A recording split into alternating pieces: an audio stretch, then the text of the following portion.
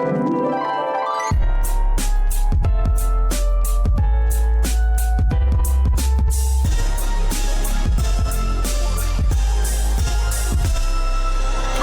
to You're Making It Worse. I'm Elliot Glazer. I'm Brent Sullivan. And I'm H. Alan Scott. We're here. We're queer. Meh.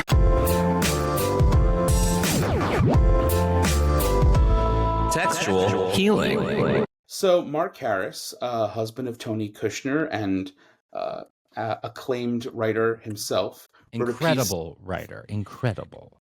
He wrote a piece in the Times called, or for T magazine, their style magazine, "Gay men have long been obsessed with their muscles. Now everyone is." And man, it really hit a nerve for, I think, for all of us. So I lapped it up pretty quickly, but I thought I would pull some really interesting quotes.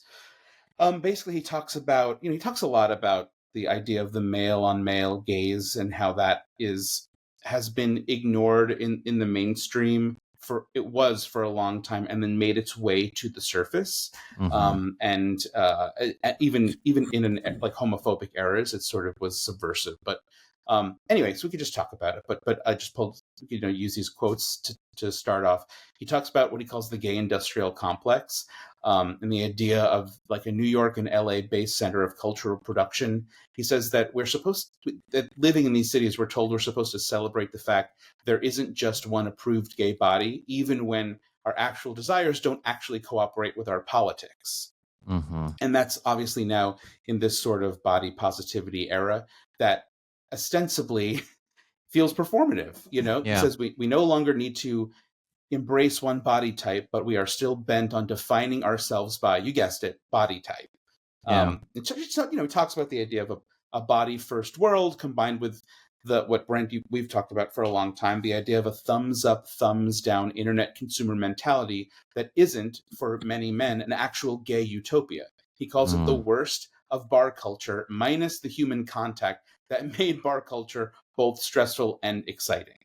And he also talked about, I think one of the things that I found so fascinating from a sort of a cultural standpoint was sort of the history of the gay male gaze kind of, and how we view our bodies over time. It started with, obviously, and you really do go back to sort of the invention of queer porn and the way that we could consume queer porn, meaning fitness magazines back in the day. And they were usually like very heteronormative, straight looking dudes wearing the little loincloths or throwing a ball or like doing all the things.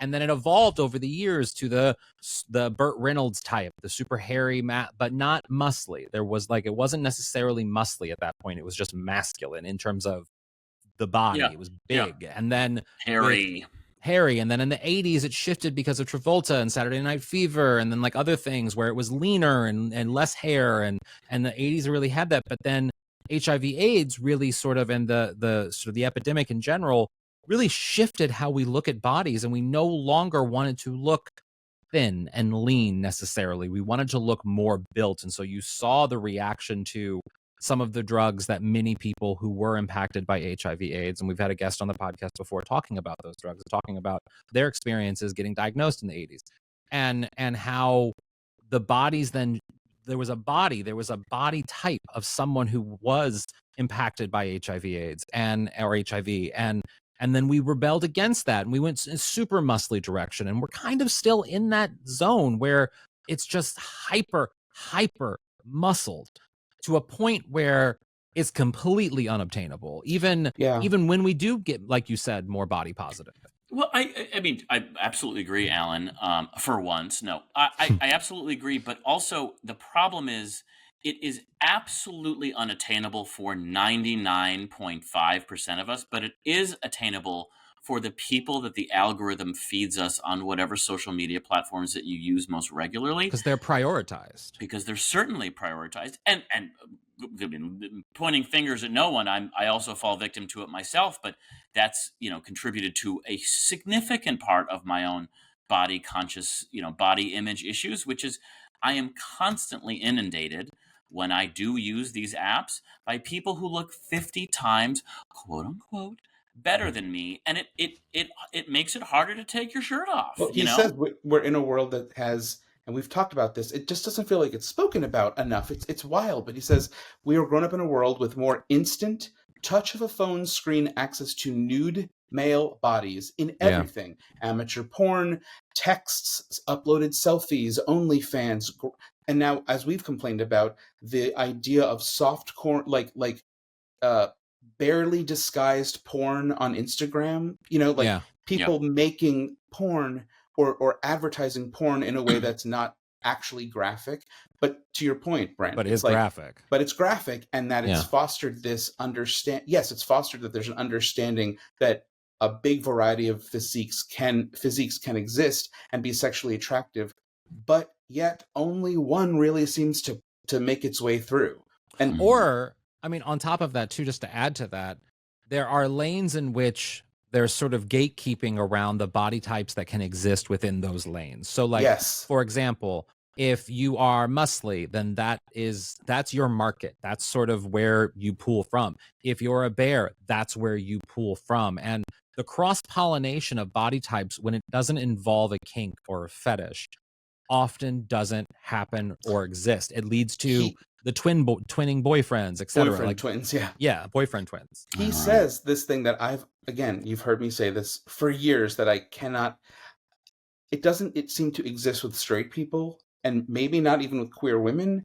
Maybe I'm wrong, but he says on Grindr, men can choose to label themselves as toned, average, slim, muscular, or large. On the most popular social network and platform for gay men who are looking to either find sexual connection or dates or friendship, whatever it might be, you have the choice to pick from 5 body types. He says you can opt out, but to opt out is to risk being seen as having something to hide. And so he says, a round of applause to any gay man who is confident, courageous, or foolish enough to announce that he is average, knowing that the word may be instantly interpreted as below average. And why wouldn't it, since every other available alternative can be read as above average? It's setting the bar so high already that you're not, it's mind-boggling, because to your point, Brent, it's like 99% of people aren't going to look like the quote-unquote ideal, but the decades and decades of this movement and metamorphosis of what the gay male sexual ideal has changed and become more and more popular and inescapable to the point that you cannot escape it. So that 1% is going to be the thing we see the most. Well, then let's then explore, for instance, my hypocrisy in having this conversation, which is I only interact with, say, when we're talking OnlyFans, I'm only interacting with pages of people that I'm, notably attracted to, and they are only people that fit these types. And he touches upon this in the article as well. But there's this idea that it's really nice to go online and say, I'm beautiful, everyone should love beauty, or whatever garbage you can spout. But at the same time, behind closed doors, if you're only joining OnlyFans or following certain people or paying attention to certain people or messaging certain people or swiping right on certain people who look this exact idyllic way, then it's a pretty hypocritical conversation for me to have. But yes and no, because I do think that there's a difference between the fantasy in which we seek in terms of our sexual entertainment, which I think is very different than our interpersonal sexual relationships. Sure. And yes, one can speak to the other, obviously, and one can have a impact, good and bad, on the other, of course. But what I'm saying is, I don't think your porn browser history necessarily needs to dictate how you view the world in terms of the relationships you have in your life. I get that. I don't think so either. And that's the thing he talks about. The idea is it's not that you should feel hypocritical for being attracted to what you're attracted to. That's not the point. And he talks about that. It's not about finding shame in what you're attracted to. And he doesn't have a solution here, but the real question is how do we have any sense of confidence and body confidence in a system that unfortunately has been designed by gay men to filter out nuance.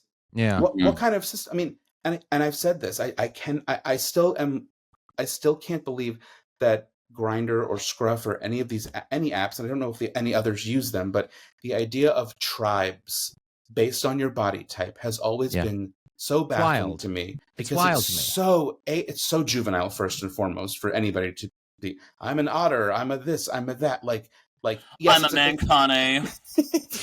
it's a nomenclature that we've adopted that, yes, serves a lot of purposes, but at the same time, if you step back from it, can you actually believe that somebody said to me, like, you're a muscle bear cub recently, and I'm like, I can't believe you're describing me as a forest animal. Like, I know what you're saying, and I know it's supposed to be a compliment, but I can't believe we're talking about this where you're describing me as Boo Boo Bear or whatever from you Yogi could turn Bear. it into, like, sponsorship for Frontier Airlines, because they have woodland creatures on their planes. You're just like the bar from Europe. I just cannot believe that we have given because I don't know, and I could be wrong, but I think it would be so bizarre if single women, straight women on Tinder, were told they have to classify as, like skinny minis, big titty, like it's so wild to assume that sexy we kitties, have nomenclature based on our body types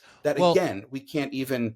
But there is, at the same time, yes, I get that, and I feel like that's an endless conversation that, like, just the circle keeps going and going. Yes. But at the same time, I also love, and I think about this a lot, because I feel like I have, I feel like I'm pretty relaxed in terms of, I'm very open about my body and what's gone on with my body and the highs and the lows and everything that's going on.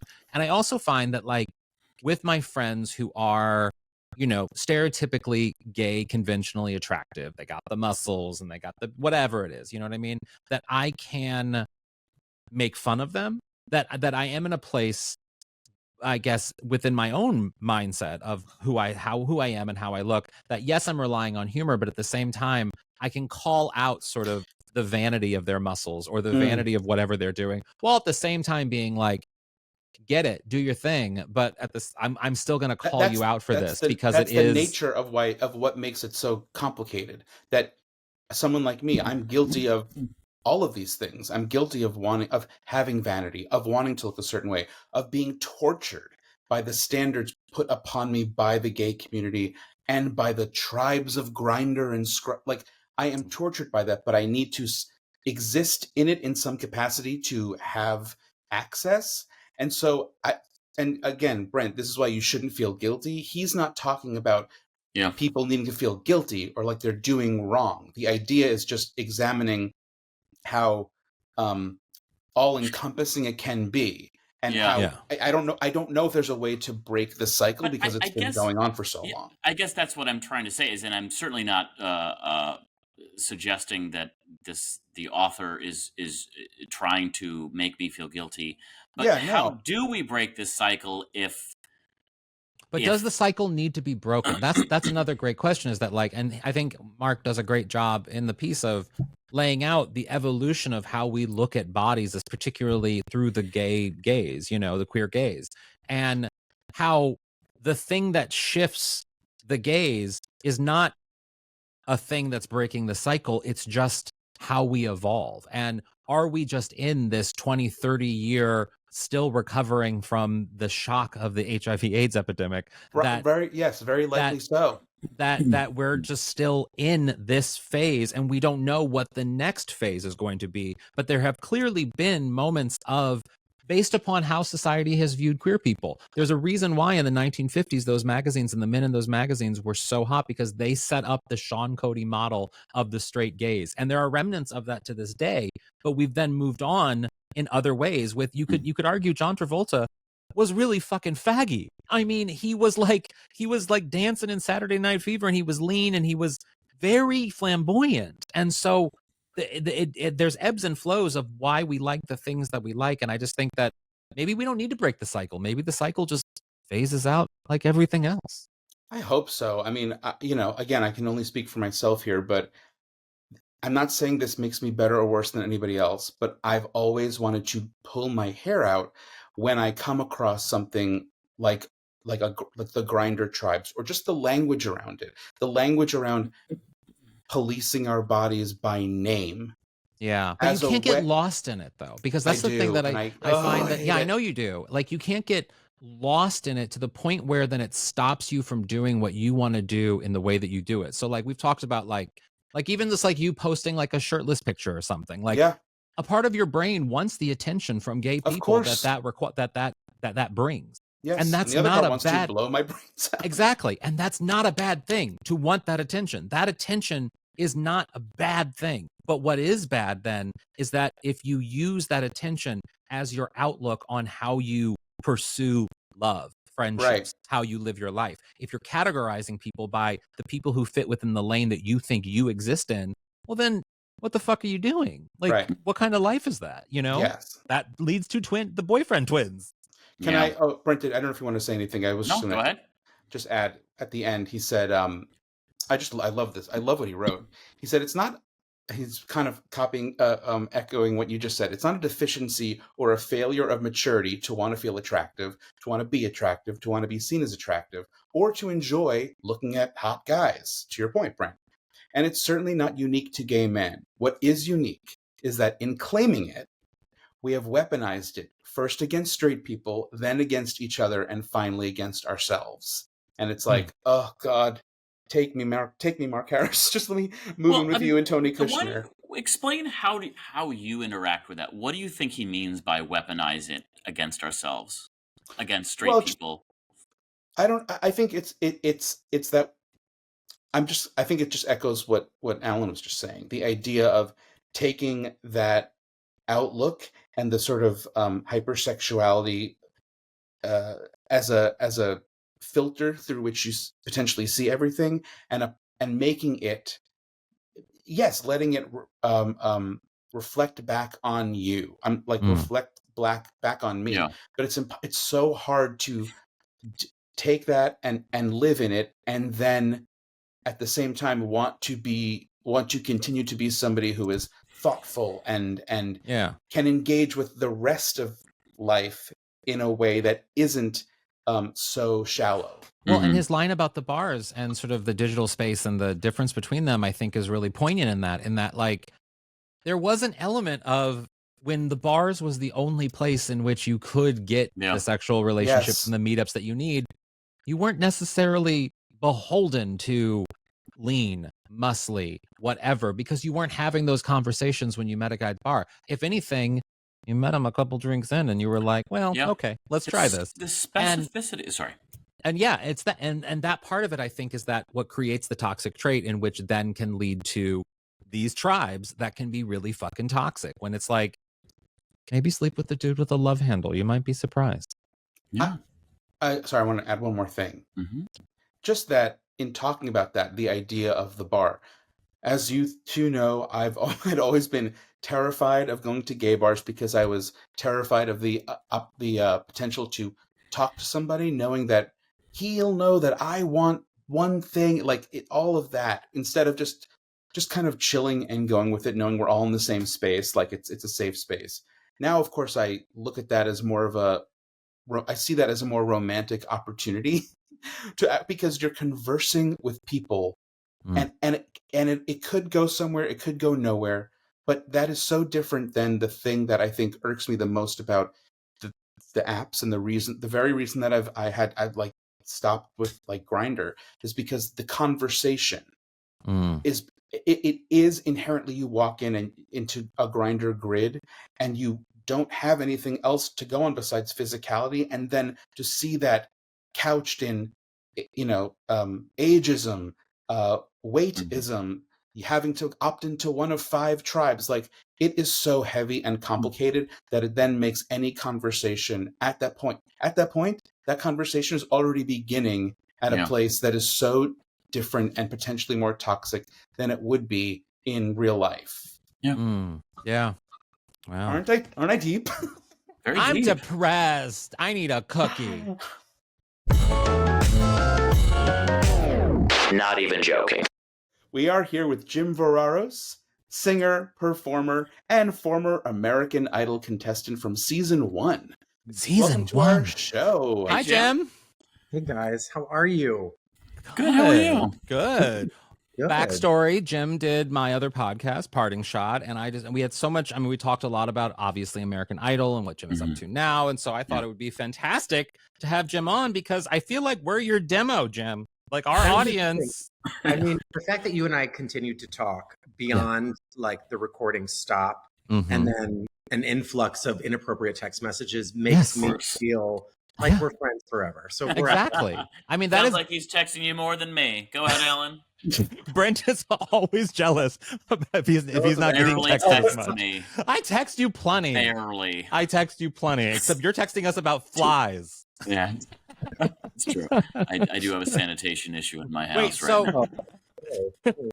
It's a long story, Jim. Wait, Jim, where are you recording for? You live in Chicago, but you're not there right now, right?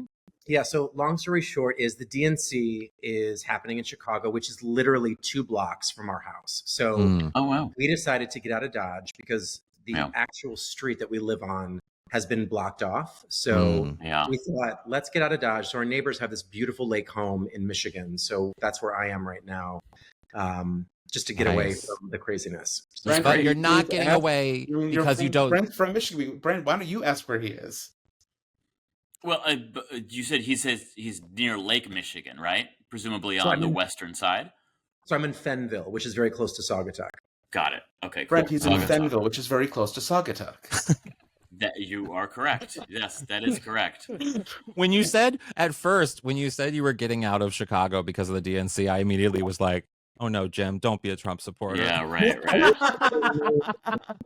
Which we know you're not. You're not. Any homosexual that supports that man, I'm just like, it's wild. It's wild. I mean, I would. You'd be fine regardless. But I'm just saying. No, you would not. No, you would not. Alan has to say that, just ethically. But Jim, I want to talk to you a little bit about what it was like. Let's just kind of start at square one. What was it like being a contestant on the first season of American Idol? Certainly before the show became such a phenomenon. What was that like? Like, what was it like for you? First off, it's always funny because people that I'll engage with now will say, "Oh, I didn't watch your season," and I'm like, "Okay, you should have," because I think it was really one of those rare moments where it was about the contestants. It wasn't about this, the celebrity judges or about the banter or the drama. It really was about us. And so I think it felt very authentic and it felt very real. And, Alan and I had talked about this before, but it was also very challenging to be a queer contestant. And we're talking 2002. This is, 22 years. There was zero representation, I shouldn't say that. There was very little. There was like Katie Lang and Rufus Wainwright, right? Jim J. Bullock, sir, I'll have you know. Fair enough. That's fair. But to be on a reality show at that time and to be openly gay was really tough, And so I say it was a blessing and a curse to be on that show. I'm so grateful for what it brought to me, but it wasn't easy. And there were challenges, that show certainly, especially in hindsight, the first 5-10 seasons of that show had such distinctly homophobic tendencies. And, in some instances, you can watch some clips where they're clearly parading someone in front of an audience to be belittled and demeaned in front of the entire country. Did you feel like you were being, because you're obviously an incredibly talented singer, but did you feel like you were being exploited because you were gay? Did you think you kind of got ahead as a result? Or did you feel like you were actually being treated as like any other contestant? Brent, I feel like we see these things 20 years later with child actors. I think that you don't know what's happening to you until you look back. And I think that was very much my situation as well. I was 19 years old. I came from Crystal Lake, Illinois, a very small town. And when you're given a taste of what is possible, when you're given this incredible opportunity, all you do is spend the rest of your life after that chasing it and trying to get more of it. I think, was I exploited?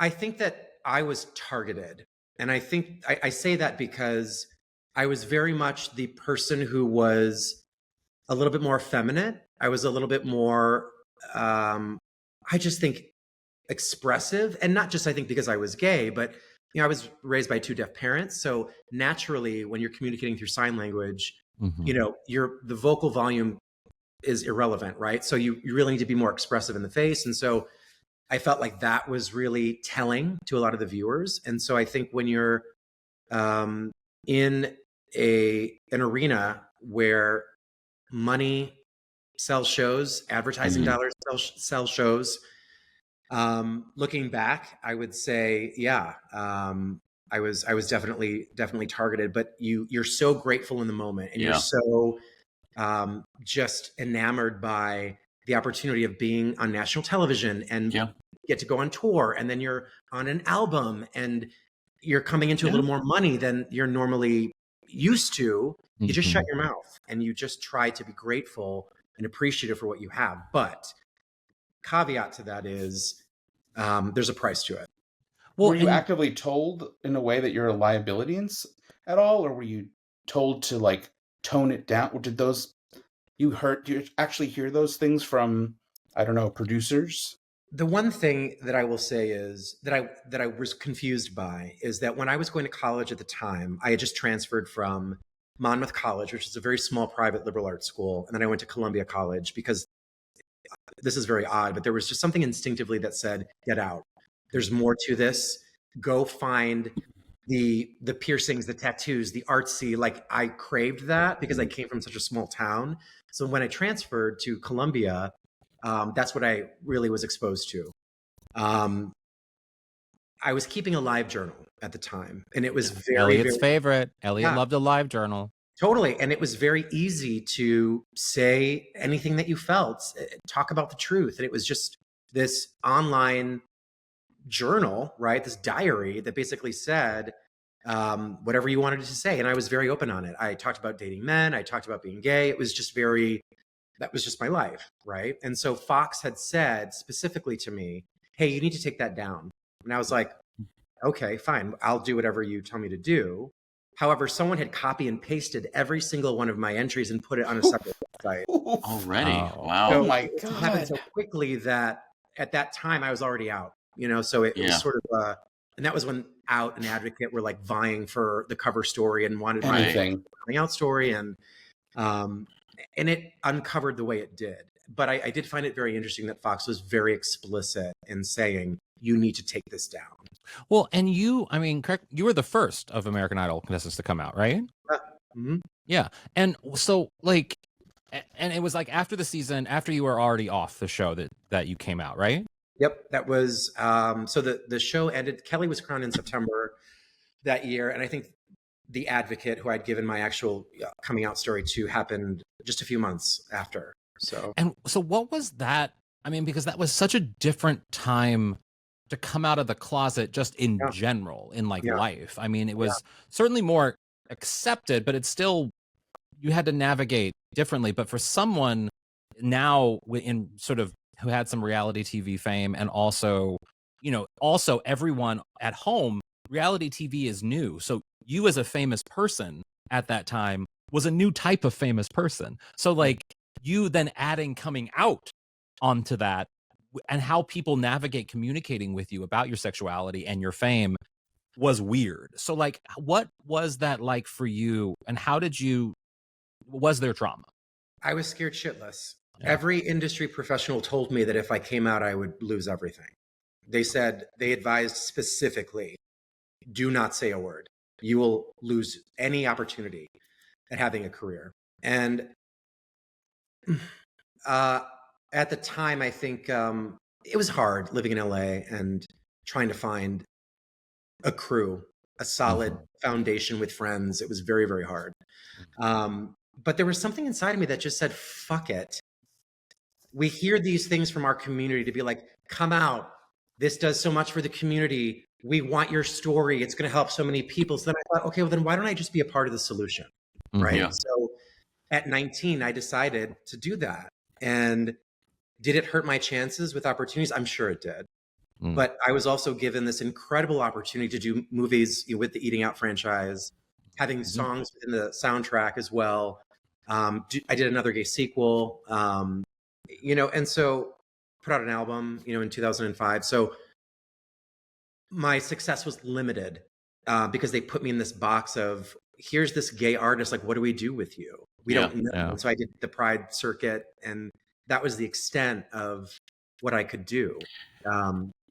I have so much more respect for that than like whenever, when Nathan Lane came out in like 2013 after literally like being in drag 50 times on SNL. No, I want to correct Brent here. I want to correct Brent here because Nathan Lane came out after Matthew Shepard's murder. I forget who it was. There was someone who came out and they won like GLAAD. What I'm trying to get at, they won GLAAD's media award, and they came out in the cushiest time. They'd already made millions of dollars. When it was might not have been Nathan Lane. Right. It was not They'd already made their millions of dollars. There was nothing to lose at that point. You know what I mean? There's nothing to lose. Whereas like sometimes it is really challenging. You have to have integrity, and you have to follow through on what makes the most sense for you. It's easy to come out now, I think, for a lot of people. But it's a lot harder back in 2001 when you've got bags of money being waved in front of your face and a bunch of people telling you if you come out, they're all going to disappear.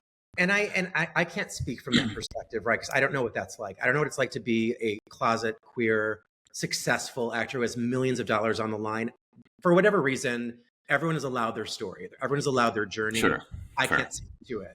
I can only say that if we're talking about seeing people that are, clearly, overtly queer, and they remain in the closet, and there's every reason to come out, I think that's when it starts to become this question of, why are you so afraid? And I think for me, I wasn't that successful. And so I felt like maybe there was less to lose. So I would I couldn't see myself living in LA, going to the Abbey and, pretending it doesn't work for me. So I would rather just. The Abbey was your first problem. Well, listen, as someone that came from a small town in Chicago, in the suburbs, like that was like life. Oh, I'm sure. But I just feel like if we're going to do this, if I'm going to pursue a career, I would rather just do it to where I wouldn't have to like look over my shoulder every 5 seconds. And so I say this a lot, but had I come out or had the stars aligned 10 years later, I just feel like things would have been different. I felt like I would have found a manager, an agent who would have seen the potential and been like, oh, I can make money off of you. There's plenty of queer roles and songs and movies for you to be a part of. There just wasn't back then. And so it just was a landscape. It was a culture thing. But I look back, 22 years ago, and I'm like, God, I am so fucking glad that I did what I did at the time. That's great. It is. Sorry, I just want to say that I still remember. I don't remember what year it was. Maybe it was like 08, 09, but there was a magazine cover, and I think it was Out or The Advocate, because there can't be more than two at this point, and even since. But it was about like celebrities in the closet, and they specifically used pictures of Anderson Cooper and Jodie Foster. And I remember thinking like, I could see both sides of the equation of like the value in their wanting to protect themselves and protect themselves financially.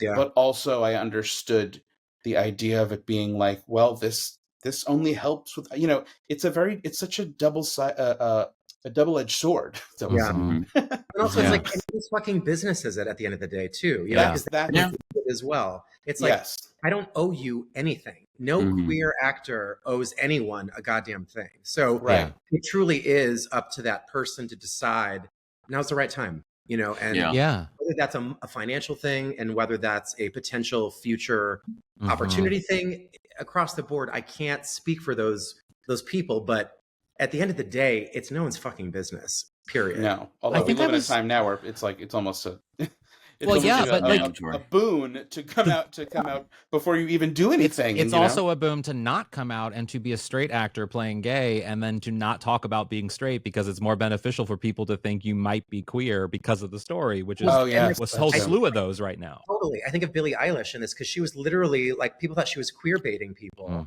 when literally she was just like not ready to talk about it. And so she was literally pushed to say, I like women, right? And she's so incredibly talented, but the fact that she's, won 2 Oscars at like 23 years old. Yeah.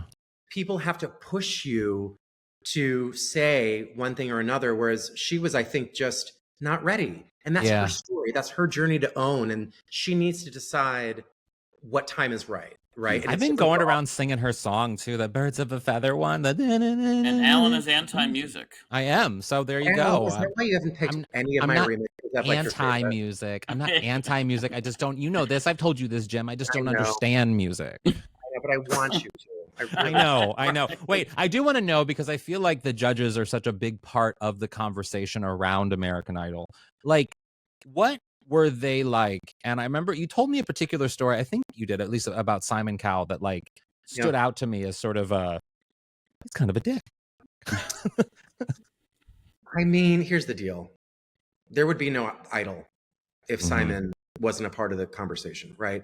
He created this incredible show that really thrived on his persona. And the funny thing is, I think I told you this too, Alan, is that after I think you and I spoke, someone had slid into my DMs and said, well, you signed up for it, Jim. You asked for it. You asked to be targeted. And I said, here's the deal. Had it been like season 3, 4, 5, 6, I would say maybe, because at least I would have had something to look back on and be like, oh, that's how this goes. This was the first season. Like, I didn't know anything. Nobody knew anything. It didn't exist. Yeah. It was Pop Idol. Willie Young won. And you're signing up to sing. You're not signing up to, right? It was like, well, what was Star Search, right? It was the same thing. It was a talent competition. Yeah. So I didn't sign up to be targeted. I didn't sign up for that. But it's one thing to be out of your league, which I'm the first one to be like, hey, I should not have probably made it that far. But I think that when you take someone's vulnerability or when you take someone's persona and it's different, right? Something about them is just off or not normal or just different. You hone in on that. And I think that's what Idol did for a lot of queer contestants. And so I say that just because, and again, I think it's a lot easier to look back now, 22 years ago to see that actually happening. But Well, tell us can we ask what happened? Yeah. Oh, with Simon. In terms of Simon? Yeah. So there are a couple things. Simon, I never felt comfortable around, ever. I just was always on guard, and I was already very aware of myself, my voice, my tone, how I acted in front of the cameras, what cameras were on me, because you pick up very quickly that you are not in control of what gets cut and what gets shown to the public, right? Yeah. So immediately, I'm not myself because I am hiding certain aspects of myself that may be more effeminate, may come off more gay, because I'm just aware, right? And if you look at the statistics of like how many people vote for Idol, it's all red states. It's all it's all of those, people that are voting. So Simon just would put me in certain situations where there was one situation where we were in Pasadena. It was when you first go to Hollywood, which was Pasadena for us. It wasn't Hollywood. And Simon used to smoke Cools. And I will never forget, there were menthol cigarettes. And I was a smoker at the time. Yeah. And we would go and I was smoking and he came out and I just noticed this mic like on him. And so he was smoking and it seemed very kind of easy. And I was like, do not say a damn word. Because you can obviously record anything and that can be, voice overed anywhere. Yeah. And he said something like, Jim, I know there's more in you. So like, stop fucking around, basically. Like, give me what I know you have. And I just was like, okay. And I just left it at that. Simon weirdo.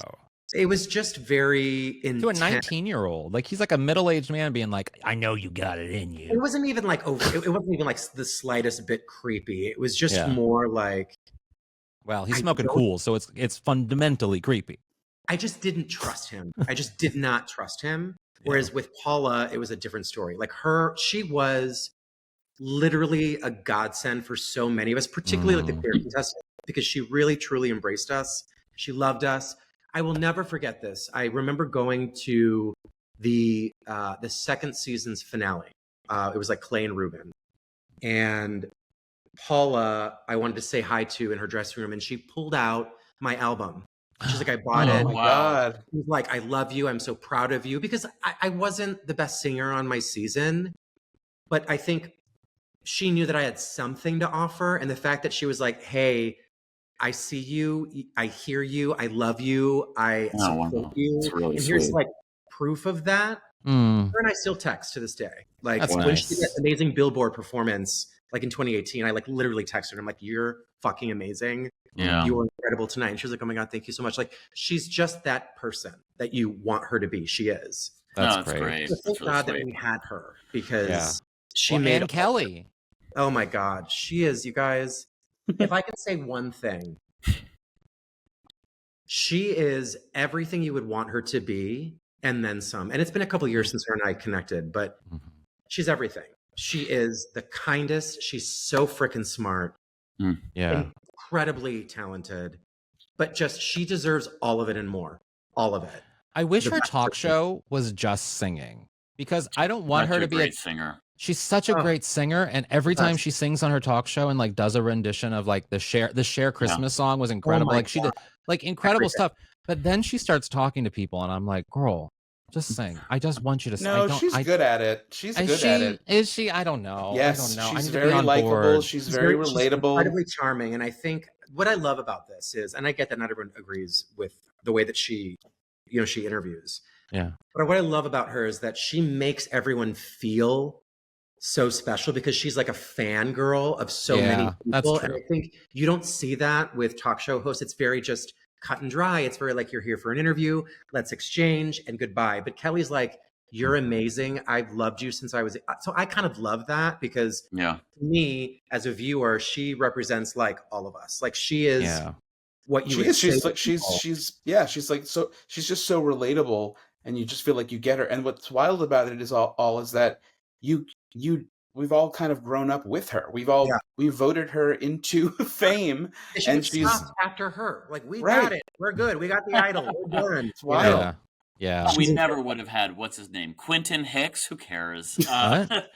Taylor Hicks. Taylor Hicks. That's it. Taylor Hicks. Nathan Lane in a wig 50 times on SNL. But I mean, am I wrong? I will say, I did hear years ago, like my first month in Los Angeles, the Grammys were on. I was watching them on TV, and a lot of the live performances on the Grammys are really terrible. Yeah. And Kelly Clarkson did a cover of Tennessee Waltz, and it's still on my iPod.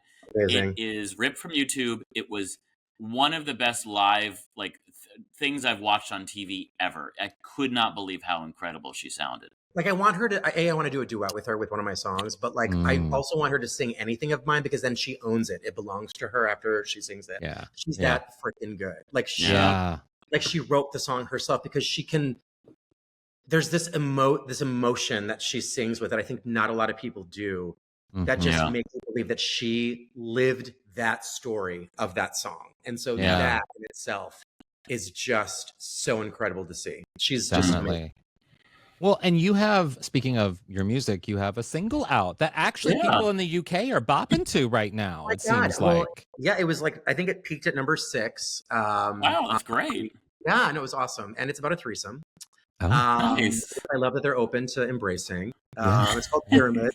Nice. It's been really awesome. You know, when I first came back out into music, it had been 12 years. And I think for a long time, I was just like, I'm done.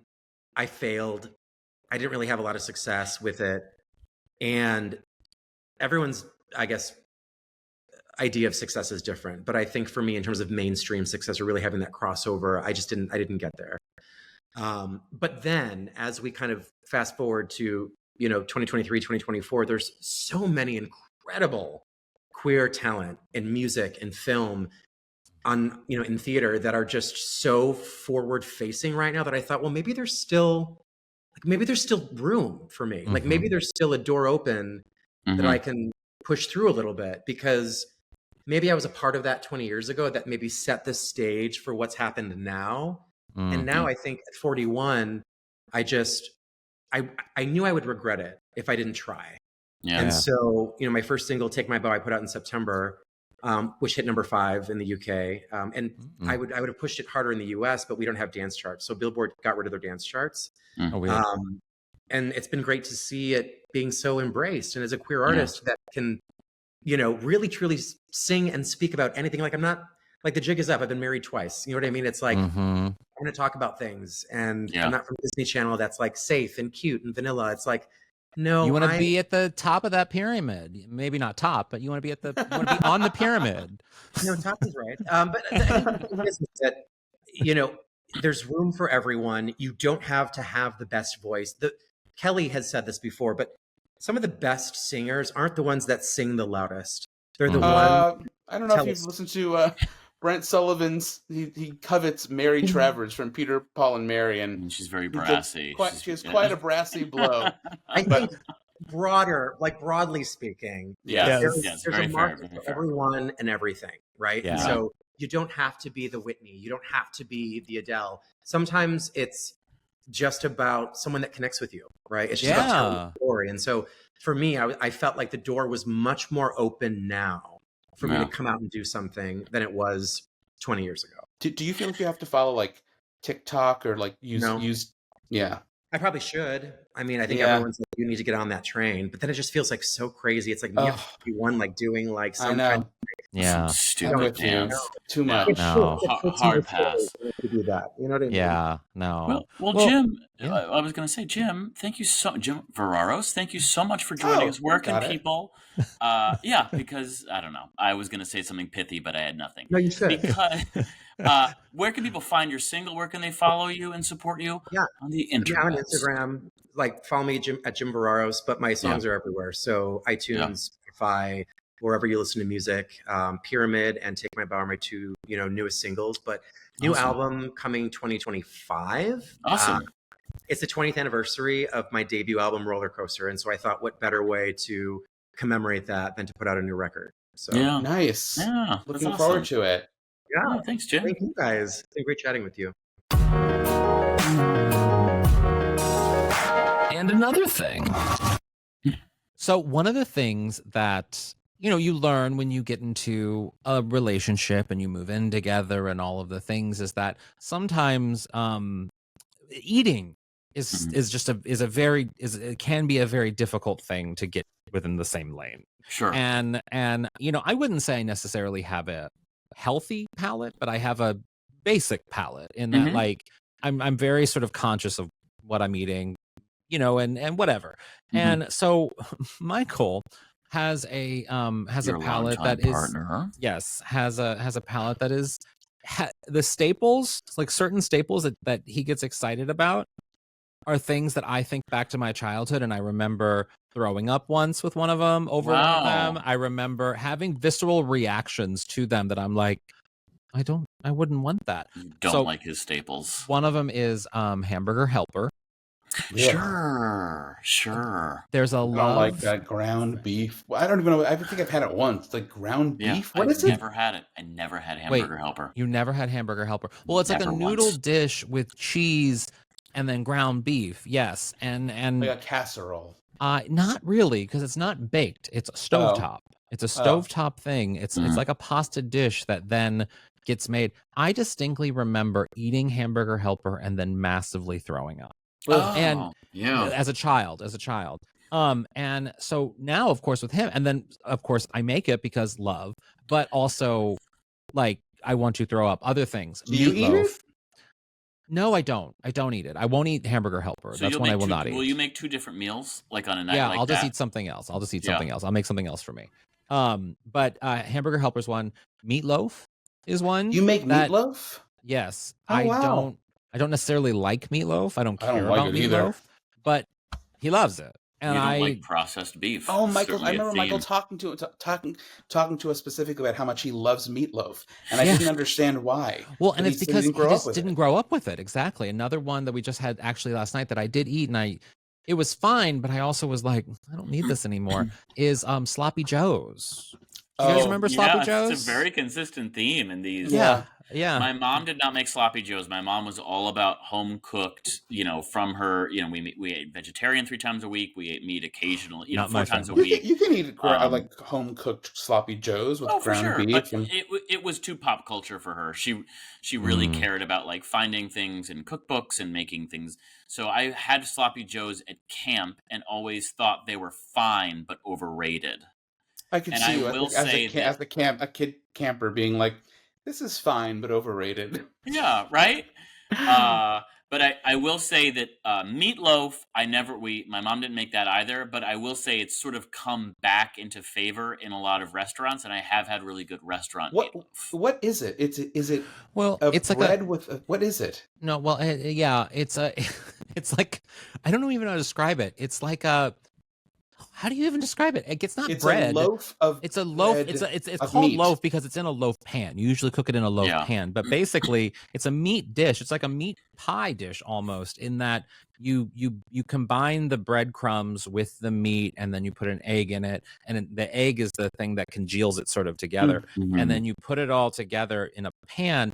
And there's that dish in England, shepherd's pie.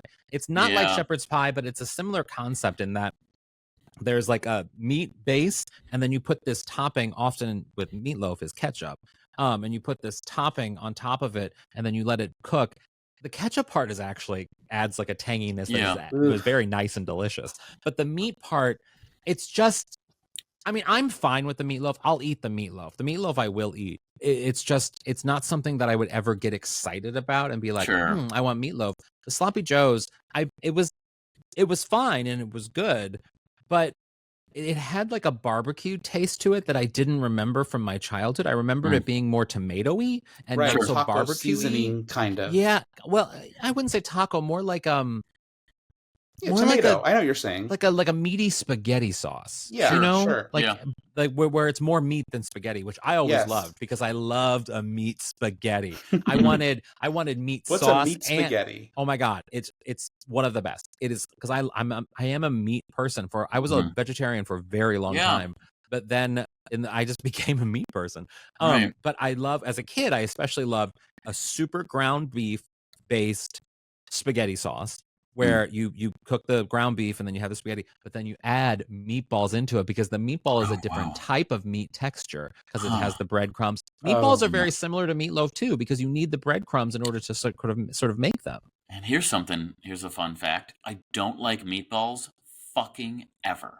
Ever? Never like meatballs. I don't know what it is. I like burgers. I enjoy burgers. They're not profoundly different. I do not like meatballs. The right Burgers? meatballs have to be absolutely soaked in the sauce or whatever the flavor and palette cheese. is. It needs cheese on it too. But I do not like burgers. I don't like ground beef. And Michael is really into this. He really likes ground beef, it sounds like. Yeah, well, I mean, yes and no, because he also doesn't, but he's also like not a huge meat person either. Like at Chipotle, his order does not have any meat in it at all. He eats burgers and meatballs and well, no, I mean, only when he's craving those things, but really outside of that, it's just the burgers and maybe like chicken nuggets. It took me until a long time to realize that I didn't like it was genuinely like, oh, I don't like burgers because of the beef.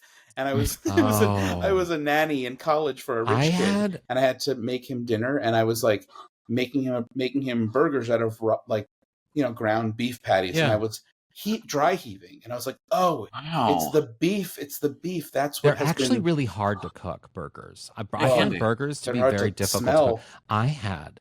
There's a burger place. I'm not remembering the name of it. I'll find out. There's a burger place in Chicago. Had the best burger I think I've ever had in my life. Oh my god, it was like it I don't even know how to describe it. It had an egg on it, which I love an egg on a burger. I love an egg on a burger. Oh my god, it's so good. And bacon, I think you need on it too. Where do you guys stand on pickles on burgers? Not a fan. I'll eat pickles on anything, but I don't eat burgers, so I'll have a pickle sandwich. It's too overpowering, and I like pickles, but I don't like them on burgers. See, the pickles thing makes me a bad Jew because I cannot get into pickles. There's something about pickles that just grosses me out. Overpowering. Love them. I do enjoy them like raw and stuff, but yeah. No, I can't. Do you like dill? No, not even dill. I can't get into dill. How dare you? Jews are. I mean, dill is our thing. Yeah, certainly. Yeah, I wish I could be more into. I wish I could. I don't eat burgers a lot. Like when we go, because also Michael really loves a fast food moment, and I often am just like, no. But I do. I did do a ranking recently because Delta Work on her podcast did a taste test of Diet Cokes, and it got me thinking about my favorite fast food places and where I do like to go. Sure. And I have to say, because I've been getting, this is disgusting. I'm going to reveal something of my disgusting behavior to both of you. There is something nostalgically wonderful about those frozen White Castle burgers. Oh my God, of course. The ones you get at Target and like grocery stores. Yeah, they're great. I've only recently started buying them, and I got them. I got them after I had to put Frasier down, and I was feeling very bad, and I was like, I just want something yummy. And I loved White Castle growing up. Loved White Castle, and I got these, and now I cannot get enough of these frozen White Castle burgers. They are delicious. They really come across as very similar to the restaurant, I believe. Yeah, you microwave them. And it's a quick minute microwave, and you're good to go. 50 seconds. For people listening, the burger place in Chicago that I had the best burger of my entire life is called Au Cheval. Oh, I think I've heard of that. Cheval at Cheval, and Au Cheval, delicious. I mean, I'm still, my mouth is watering from that burger. It is the best burger I've ever had in my life. I do want to close with one question. You talked a lot about cooking for Michael. What does Michael cook for you? No. Okay. I don't even know. Wow. What does he cook for me? He gets string cheese from the fridge really well.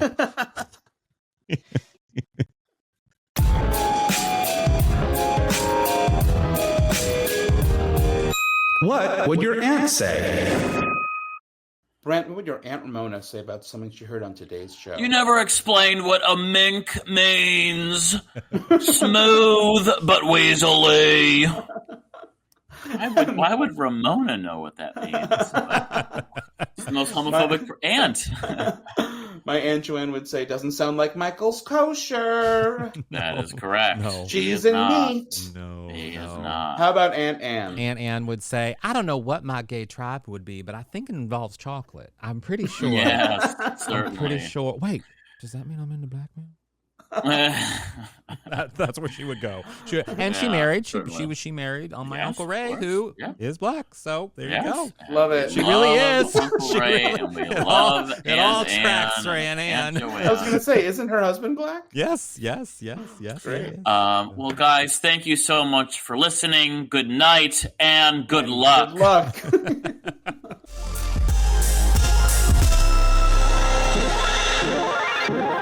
luck.